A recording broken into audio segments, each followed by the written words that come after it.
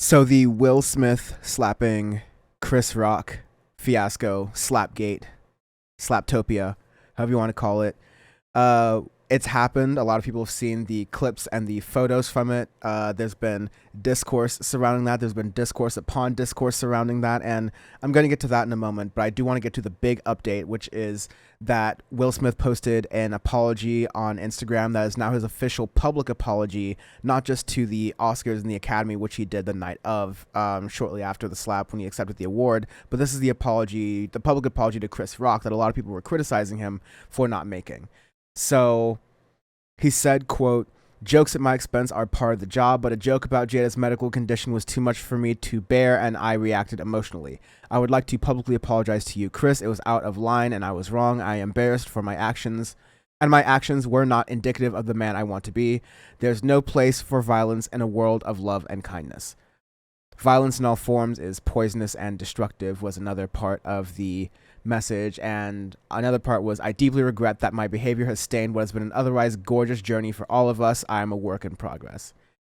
And, you know, I think that is as mature of a response as one can have. I definitely, you've had a lot of PR smoothing over that, a lot of time to settle and hear from all different perspectives. But the original joke where Chris Rock says, "Jada, I love you. G.I. Jane 2, can't wait to see it," referencing another person, G.I. Jane, another woman who has like a bald appearance to their hair. Of course, Jada Smith is not bald. She has alopecia. And so that is a condition that can result from that sort of hair loss happening. And so everyone reacted on Twitter, of course. Twitter's made for these kind of things, these live reactions, getting the discourse, hearing what people say. But uh, it was particularly bad. You had a lot of opportunistic takes, people comparing it to, oh, this slap of Will Smith going up to Chris Rock unprovoked is so much like Russia and Ukraine. Or you had every single comedian clutching their pearls about how this is the end of comedy. You'll no longer be able to make a joke about someone's girlfriend at their expense if the boyfriend's there. Like, it was every bad take imaginable. And I'm confident in saying they're bad takes because at this point I'm done being quiet. So here are the good takes. Here's three things that people are missing that you need to take away from the whole Will Smith thing. Number one, a lot of people who have been saying that violence is not the answer, that violence is never the answer, and then making these way off political statements to them. Number one, a lot of those people are the same ones who last week were turning a blind eye to the idea of nuclear war in Russia, saying, we need to do more to intervene, we need to create a no-fly zone, we need to be ready to shoot down Russian troops, or like Russian planes, even though that would directly result in a nuclear conflict with Russia. So naturally, that couldn't be a solution for that problem. But violence is overlooked so often. In fact, violence on behalf of America is cheered on. The number of people who supported the war in Iraq and Afghanistan, that was like 3 in 4 Americans back in the 2000s. Pulling out of Afghanistan and Iraq only became popular in a bipartisan way when Donald Trump ran on it and was a Republican. Then the Republicans decided, oh, I guess this war in Iraq and Afghanistan doesn't pull well even within our own base. And so that's why you got the change there. On either side of the aisle, the idea of violence being unavoidable, the average liberal or Democrat is totally fine with violence. They turn the other cheek with violence when it comes to strikes in Yemen that are done with American bombs. The way that the United States helped Saudi Arabia with their business dealings that are shady dealings in order to return cheap oil or subsidized oil for the United States. There's so much hypocrisy for the idea of violence is not the answer.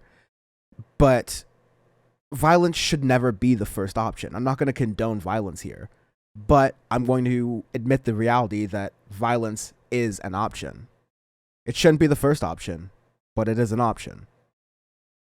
And this event wasn't about ego or interpersonal social dynamics. It's not really about your politics here. So I want to kind of focus on the actual part about Will Smith and Chris Rock here. And I'm going to elaborate on this. Violence isn't in the first option, but it is an option thing. Because if you want to get, philosophical, violence is everywhere in our society. So politics does not our politics does not represent a pacifist viewpoint, or it doesn't reflect a pacifist viewpoint in reality. So we need to confront those realities rather than beating around the bush with them. But I said there are 3 points, and so point 2, context matters. So when this joke was being made by Chris Rock, was it a joke among friends? Did the joke have the right audience? I mean, this was a nationally televised event. It's the Oscars, and it's not really like a place where you're telling jokes. You're entertaining an audience, and really it's for the audience at home to not be completely bored at this circle jerk for celebrities, which is at the end of the day all it really is.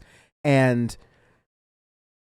what I think the best of these Oscars do, and I think Ricky Gervais kind of started this, not to say he's like the best or to over, support him or whatever, but I have no real opinion on Ricky Gervais that I'm gonna share right now, and to have a Dan from the Internet video about that, because that is very coming up down the pipe. But that thing that Ricky Gervais did with the host, with the hosting gig, where he was sort of turning into a roast of different artists and of different actors and what they're into.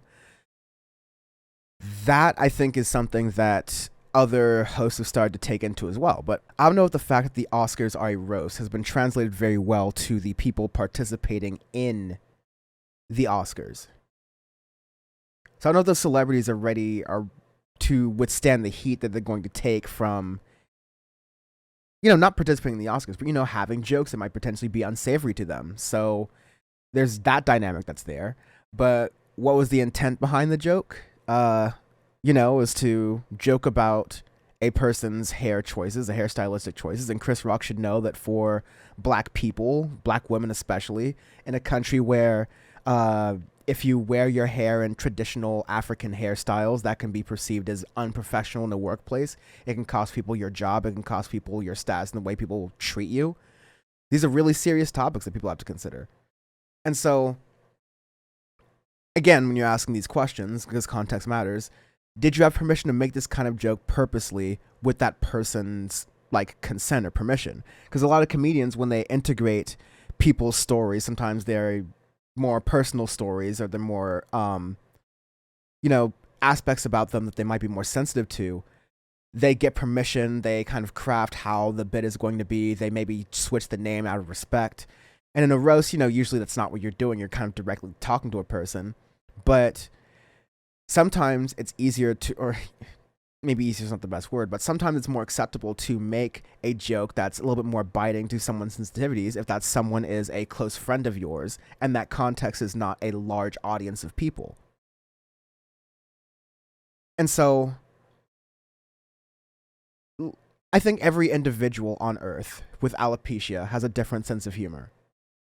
And there's some people who are ready to joke about things they're going through, especially medical conditions, than others. I think one of the great comedic bits is the wrong word for it. I know my friend Brett Earl gets on me for that, but one of the best stand-up comedy routines I've seen kind of touching on this is Tig Notaro's stand-up routine on finding out she has cancer.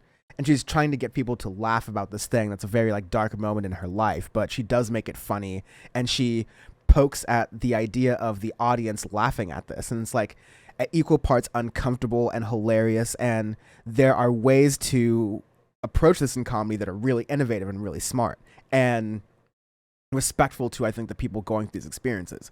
I don't think Chris Rock knew that Jada Smith had this condition. I don't think he would have made that joke. I don't think it was a premeditated joke. So I don't think that Chris Rock is necessarily a huge villain here. Nevertheless, comedy is a calculation, and you can make mistakes in that comedy. This goes into point 3, which is what I really wanted to get into. So again, point 1 being that a lot of people who are saying violence is not the answer to this, and that you should never resort to violence, are hypocrites. Because again, we tell our kids and our relatives and things like that, people we really care about, that the way you handle bullies is by shutting them down and they don't bully you anymore. Because telling the teacher or whatever oftentimes doesn't do it, or it gets it worse, or it ruins your reputation. That's like a rough truth to have out there, but like there's a lot of hypocrites out there on that point. So number one, violence is not the first option, but it's an option. Always. Shouldn't be that way, but that's a fact of life that has to be accepted. Number two, context matters, especially when you're doing comedy. And number three, comedians are crybabies who call everyone else victims, because the main comedic bit over the past 5 years has been, oh, comedians are getting censored, we're getting canceled, we can't say what we want to anymore, we get so much of a backlash for doing all these. And most of the same comedians, except the ones who sexually assaulted people, still have careers and are still doing the same stand-up routines about cancel culture they've done 3 times over 5 years later. So again, please tell me that cancel culture exists, because comedians, who are the ones who cry cancel culture the most, who say this is the issue in society that we should all be afraid of, never really get there with me. Like, I still see all these comedians, they do nothing but get more followers and get more fans. So either the idea that we shouldn't be canceling people is popular, therefore you haven't really found a niche anywhere. You're like, okay, this is a country built on free speech, so we all like that. Cool. That's fine. But the fact that there are so many comedians clutching their pearls going, oh no, now comedians will have to worry about possibly offending people while they do their stand-up routines. And it's like, yes, I have to worry about the consequences of offending people in my daily life, in my work, in professional relationships, in, non-professional relationships, in the leftist space, right? Because those things have consequences, those things have impacts. People remember those things that could impact me in the future. And like, no one's a perfect person. I'm definitely not a perfect person. I've got to reconcile with mistakes I've made in the future and hopefully show through my actions in the past, in present, future, in summation, that I'm working towards being a better person and being as good of a role model as I possibly can be for others. But I shouldn't be a role model. That being said, these people are constantly saying that free speech is under attack, when in reality, they're afraid of consequences. Comedians think you just don't get to have consequences. And sometimes that's being booed off stage. Sometimes that's being heckled. Sometimes if you go really far and get really offensive for no reason, for no actual point to your joke, and people can't find that point, then this is now a world where that joke can circulate and you can be forced to answer for that joke. And if you continue to dig in your heels and double down, then people can choose, in the free markets of ideas, to no longer support you in your comedy. And then you do something else, or you change your jokes and get better jokes. It's really not that hard. At a certain point in comedy, speaking in a purely comedic sense, people stopped wanting to do the late night stand-up comedy shows like the David Lettermans and things like that. They saw the format as outdated for a reason. So comedy obviously evolves through the years to match what the audiences want, what the comedians feel like doing. What the comedians feel like doing is cutting edge. So the people who are using the Will Smith situation to make it a thing about cancel culture and comedy and free speech are just ridiculous. People like Jimmy Dore can pound sand. Comedy used to be about punching up and speaking truth to power. Back when comedy was really, really good, when you had George Carlin around, it was all about punching up. That was all about. But these comedians, these entertainers, they're broken inside to begin with. Will Smith ultimately did this to save face, because he's constantly been getting in the news for drama surrounding his open relationship and whether or not he is number one in Jada Pinkett Smith's eyes. And that's another dynamic, that open relationships are just put under a microscope and scrutinized and just thoroughly misunderstood and purposely misunderstood in mainstream media so often to get clicks, to incentivize people to just be all raunchy about it. And so it probably annoys Will. There's definitely some part of him that is insecure about it. That's the word I'm looking for. He's insecure about that. And he wanted to be seen showing up for his wife because he was laughing at the joke originally. It didn't even seem like a sarcastic laugh. A lot of people know seemed like he was laughing at the joke originally. But at the end of the day, Wills overreacted in that situation, and I think he overreacted because of like a false machismo. It's a black machismo that I see all the time, where you can't let words just stand down. You have to answer those words with fighting. And on the one hand, I tell people the idea of answering words with fighting is largely ridiculous. You can work things out and not escalate to violence, but you also have to understand that not everyone thinks like that. And even with words, people have a limit. I'm old enough to remember, which is my way of saying, like, goddamn, 3 years ago when Trump was still in office, people were inciting violence. Like, neo-Nazis essentially were inciting violence, and white identity extremists were inciting violence. And they were going up to that point, and then their supporters on the other side of the megaphone were picking up weapons and doing what they were saying in words. And the First Amendment, that's supposed to protect against inciting and violence, wasn't really protecting people of color at that point. So that's a point when you got to realize that, wow, these words are quickly leading into actions. And so before these actions lead to the evisceration of me and my people, I'm going to get ready to defend myself potentially with violence, because violence is coming towards me. And I'm not going to be dumb enough to wait for the violence to get to me before that happens.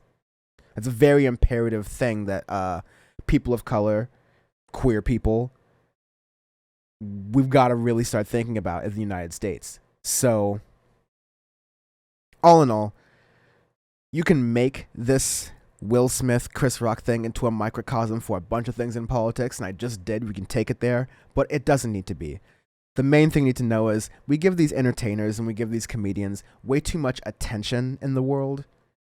And rather than using this as a heuristic or a way to describe bigger issues like wars or environmental issues or social issues, we should talk about those wars, environmental issues, and social issues, because I promise you they're going to be more important and more relevant than a beef that Will Smith and Chris Rock are going to squash like yesterday.